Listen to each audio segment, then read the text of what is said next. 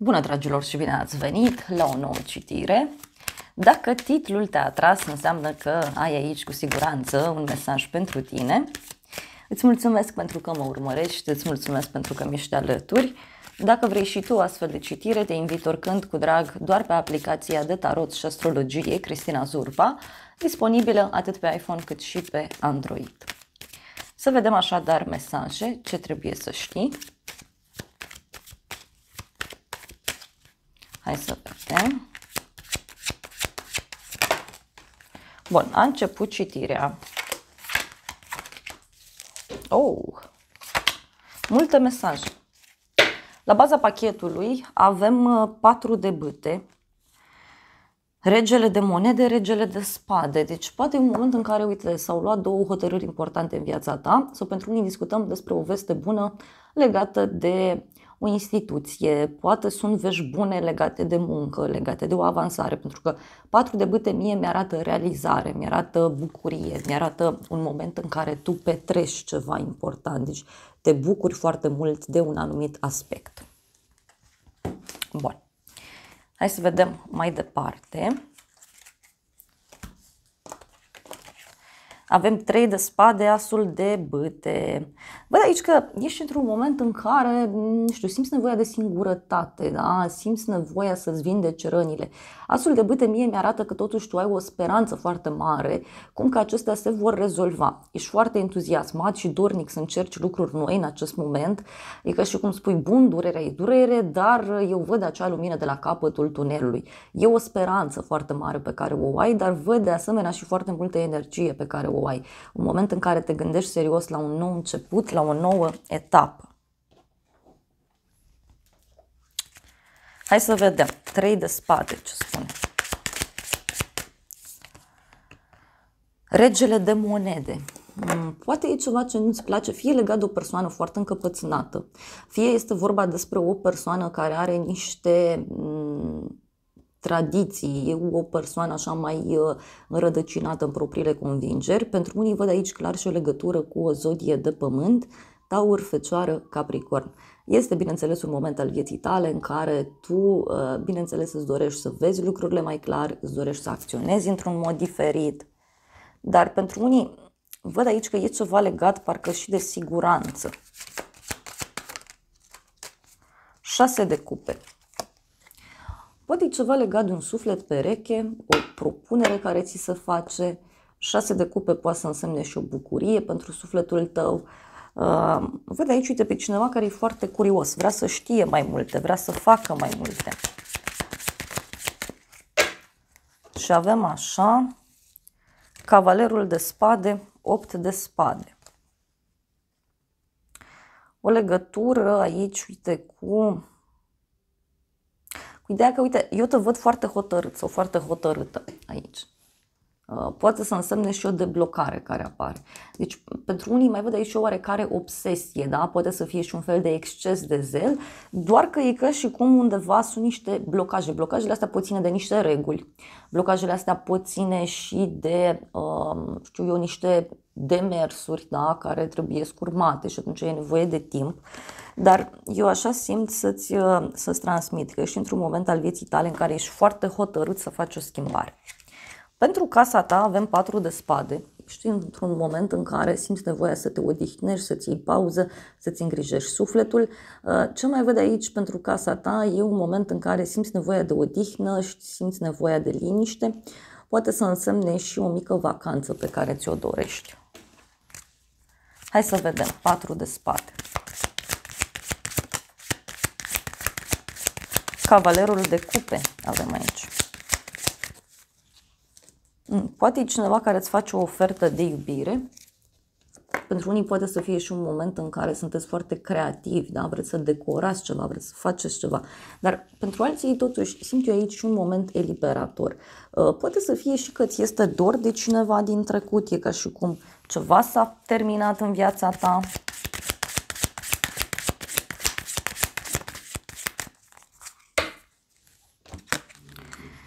Roata destinului. Eu cred că e vorba de o schimbare de destin aici, în plan personal. E un noroc pe care îl ai, e o schimbare care se face.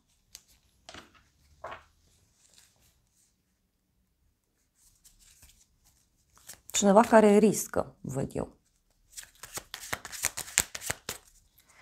Și avem magicianul. Poate să fie aici o persoană foarte inteligentă, o persoană foarte practică din fire, care știe să aranjeze lucruri, o persoană care, uite, în același timp te poate ajuta.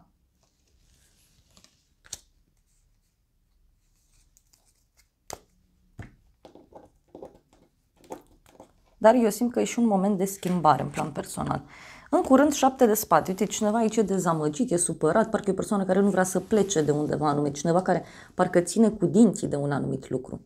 În curând, 7 ăsta de spade, mie mi arată și o persoană dezamăgită sau o persoană care se simte mințită, trădată. E un personaj foarte ciudat. Hai să vedem, 7 de spade.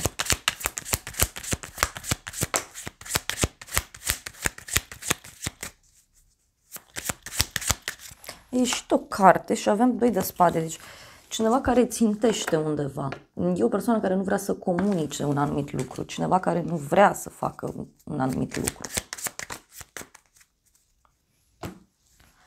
Și avem 9 de bâte, regele de cupe, deci o persoană temătoare, e o persoană care dă un pas în spate, e o persoană care se simte obosită. Mai văd aici o legătură cu o zodie de apă, rac, scorpion sau pești. Deci poate să fie și o veste care apare și care are legătură fie cu partea de sănătate, fie este o veste care apare și care are legătură cu, nu știu, creativitatea, da, cuiva. Deci poate o persoană creativă aici. În viitor avem 8 de cupe și 2 de monede. În viitor, nu știu, e ca și cum încerci să convingi pe cineva să nu plece, să nu abandoneze. În viitor, ce mai văd aici foarte puternic e faptul că suntem într-o perioadă în care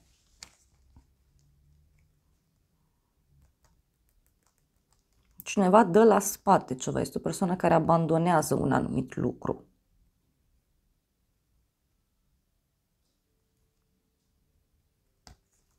Vede aici că parcă ești prins așa între două direcții. Hai să vedem în viitor. Marea preoteasă. Deci în viitor eu te văd aici că studiezi cu o mai mare atenție un anumit aspect.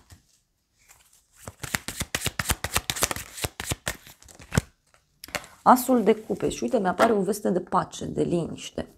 Deci, poate să fie și că cineva vine către tine, uite, cu o veste, cineva vine către tine cu o eliberare, dar pentru unii simt eu aici că e vorba de un nou început care apare imediat ce dai la spate ceva, imediat ce ai renunțat la ceva, poate la nivel emoțional, imediat apare altceva în viața ta.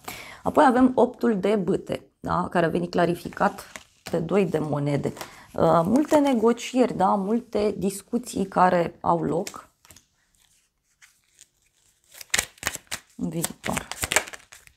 10 de bâte. Și e ceva ce te apasă foarte greu aici, în viitor. Sau pot fi niște discuții interminabile. Ce nu știi tu, judecata, tu nu știi aici despre faptul că undeva, nu știu, s-a luat o hotărâre. Parcă e o hotărâre care are legătură cu munca sau cu un grup de oameni. E cineva aici care a luat o hotărâre care pe tine te-ar ajuta foarte mult. Ce mai văd că e cineva din jurul tău care își dorește să se întoarcă în viața ta sau poate să însemne și faptul că ești într-o perioadă în care, uite, se face dreptate divină. Totuși văd că ceva crește în jurul tău, ceva înflorește, asta simt eu să-ți transmit. A sărit o carte de aici. Hai să vedem ce nu știi tu cu judecata asta.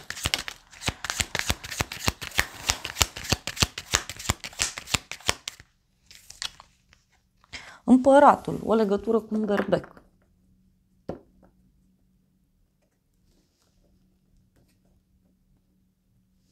Ce nu știi tu cu judecata?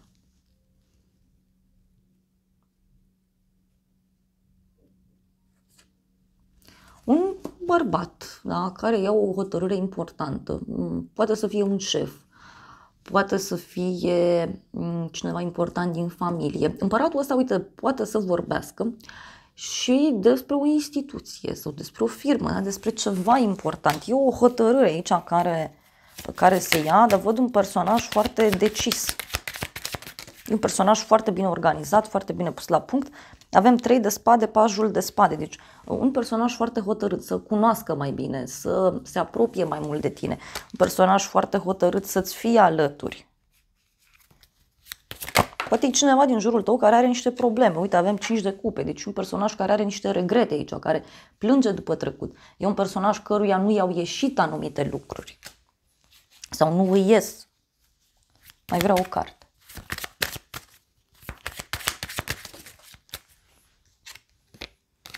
Cinci de bâte.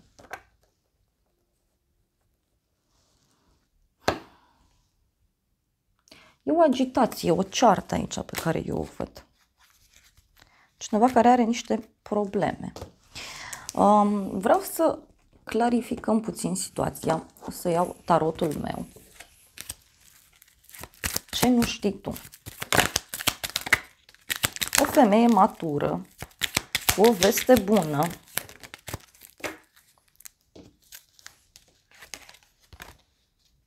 cu lacrimi și o casă străină. Deci poate cineva din jurul tău care are o problemă, da? Cu acest personaj.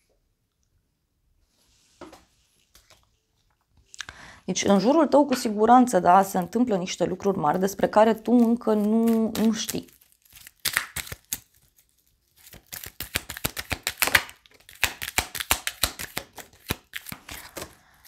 Mai avem așa, un bărbat matur, noutăți plăcute.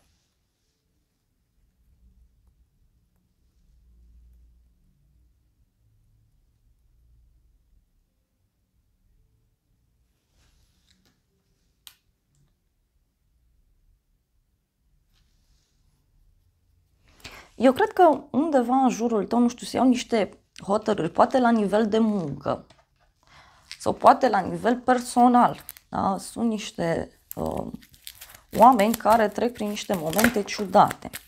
Și avem aici o persoană vicleană totuși și un bărbat tânăr. Deci poate are legătură și cu o persoană mai tânără care este ușor mai inteligentă, dar în același timp și vicleană. Da? Pe neașteptate, turnul. Opa, pe neașteptate o veste trăsnet, o veste eliberatoare. Pe neașteptate, turnul acesta poate să reprezinte și o eliberare bruscă, poate să reprezinte și un adevăr pe care cineva îl spune. Hai să vedem. Pe neașteptate. Avem 10 de monede, regina de spade, o legătură cu o zodie de aer, gemeni, balanță, vărsător. Pe neașteptate e o decizie bruscă, da, care apare și care mie mi-arată că ar ține de o sumă de bani, un teren, o casă, o adunare de oameni. Poate această persoană poate avea niște probleme, nu știu eu, în familie. E o persoană aici foarte hotărâtă, văd eu. E o regină de spade, da, e o regină care spune lucrurilor pe nume, care e foarte rațională. Persoana aceasta nu are foarte multe emoții. Hai să vedem, pe neașteptate. Uite că am mai sărit o carte. Persoană temătoare. Același timp. Deci avem aici 3 de monede, judecată. Deci pe neașteptate, uite, tu vei afla de această veste. Avem un 3 de monede, deci poate e ceva legat de 3 persoane, 3 grupuri, răspunsuri din 3 locuri. Și e ceva ce vei afla foarte curând.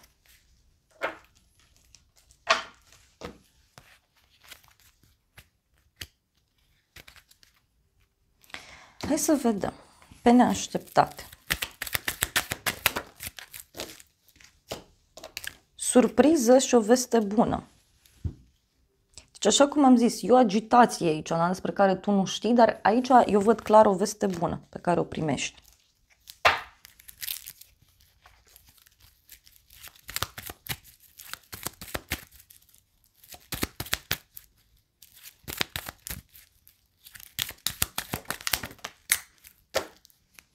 Și o hotărâre, uite, avem proces și judecată, cununie, relație. Deci vorba de o hotărâre mare, da, legată de o colaborare, legată de ideea de relație.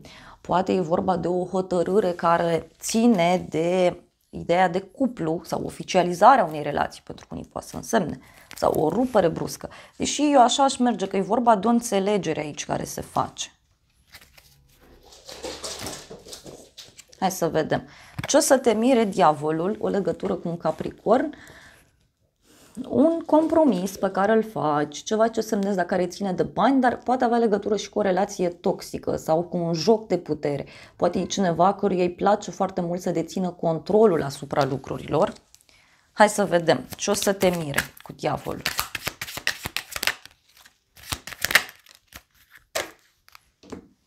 Și avem așa, 7 de monede, regina de bâte, o legătură cu o zodie de foc, leu, berbec, săgetător. O veste care apare din trecut. Sau ce o să te mire e faptul că se rezolvă ceva legat de bani, legat de trecut, legat de o așteptare în care ești pus. Sunt niște roade pe care tu le culegi, dar pentru unii ce o să te mire are legătură cu o rivală. Da? Regina de bâte poate să fie și o rivală, adică e o persoană care și eu nu te suportă, nu o suporți, concurați pentru același loc la muncă sau pentru ceva anume. 8 de cupe. Da? Cineva care abandonează o luptă sau cineva care dă la spate ceva.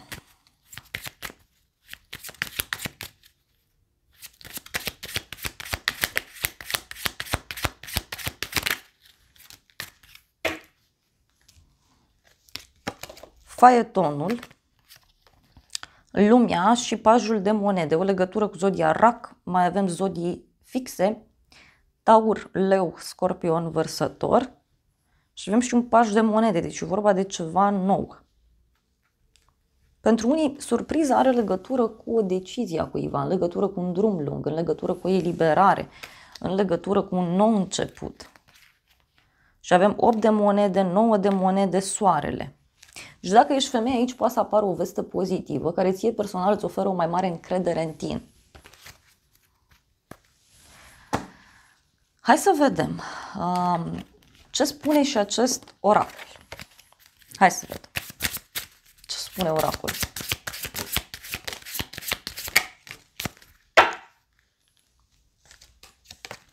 Avem așa, transformare și schimbare, deci e vorba de o transformare aici, da? E ca energia nebunului, deci pleci undeva, faci o schimbare. Apoi avem putere și reziliență, da? Deci e despre a avea puterea necesară să faci o schimbare. Este despre a nu te opune, iar apoi următorul mesaj e soare și stele. Deci eu cred că e vorba de un succes aici. Eu cred că este vorba despre o eliberare foarte puternică pentru tine.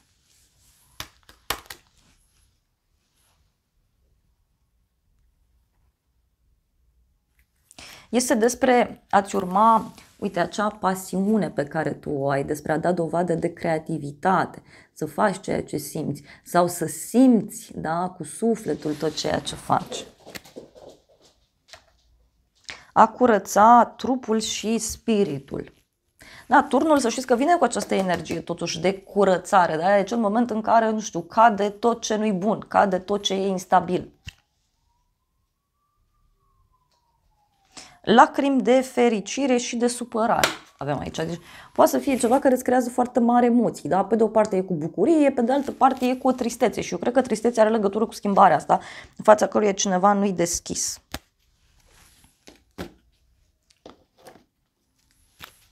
Hai să vedem încă o carte.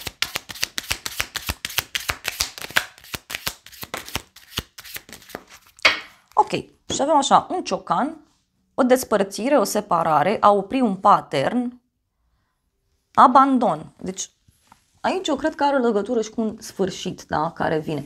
Și aici poate să însemne și sfârșitul unei colaborări, sfârșitul unei prietenii, a unei relații, a unei etape. Iar apoi avem din nou, ciocanul e sabotaj, reconstruire, interogare, repetitiv, Da? Ceva ce se repetă. Cineva care dărâmă ceva. Și avem așa, o relație se încheie, nu mai există o altă șansă. Ți se spune să crești și să-ți transformi viața.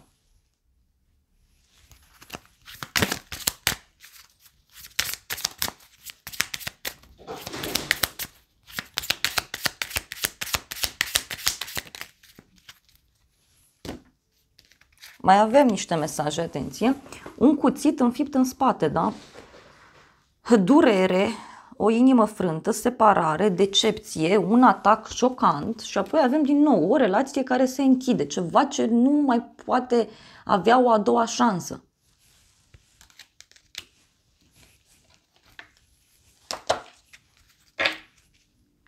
Și avem o întâlnire, a întâlni pe cineva nou, a planifica o întâlnire. E clar aici că sfârșitul ăsta e inevitabil pentru unii dintre voi. Și apoi, uite, avem imediat inel de logodnă, angajament, parteneriat, înțelegere, eternitate, uniune.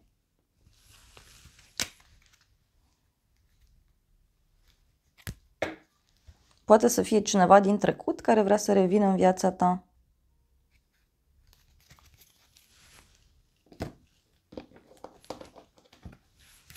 Hai să vedem ce zice și tarotul ăsta. O veste despre un hoț sau afli că cineva e furat, e trădat și avem un sfârșit. Eu cred că nu sunt lucruri care țin de tine în mod direct, ci mai degrabă e cineva din jurul tău care trece prin astfel de momente complicate.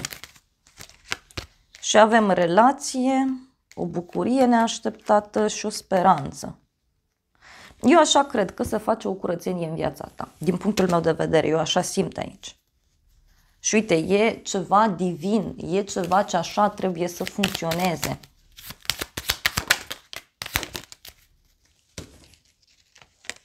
Avem casă și căsătorie. Acum, poate să însemne și o nuntă în familia ta, o relație nouă care se naște, o rezolvare a unui conflict, da, pe care îl ai cu partenerul, dar pentru unii simt eu că are legătură și cu a semna ceva pentru o casă, a lua o hotărâre pentru o casă sau pentru ideea de familie, de stabilitate. Unii poate așteptați un răspuns de la muncă, de la un șef, de la o instituție, ceva. Dar dacă aștepți, răspunsul e pozitiv, doar că, repet, poate să vină și cu un fel de pierdere la pachet, dar nu neapărat... E ceva ce tu deja te-ai hotărât să-l lași deoparte din viața ta. Și avem dorință, banii. Deci e o dorință care se îndeplinește.